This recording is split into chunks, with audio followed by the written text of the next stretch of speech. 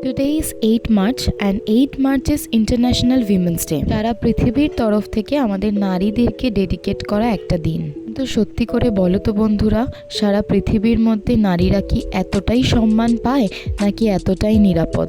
সারা পৃথিবীতে ঘটে যাওয়া লক্ষ লক্ষ ঘটনার পর সত্যিই কি আমাদের হ্যাপি উইমেন্স ডে সেলিব্রেট করার মতো কোনো মুখ রয়েছে? না, এখনও আমরা সেই নিরাপত্তা বা সম্মান কোনোটাই সেইভাবে অর্জন করতে পারিনি।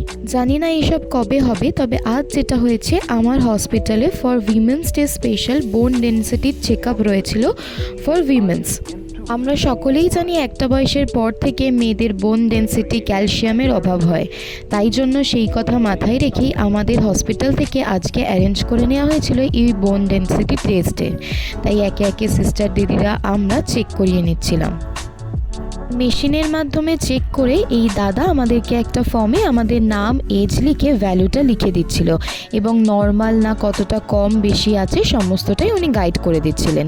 দেন এটাও বলছিলেন যাদের কম বা বেশি আছে তারা যেন অবশ্যই করে সঙ্গে সঙ্গে ডক্টরের সাথে কনসাল্ট করিয়ে নেয়।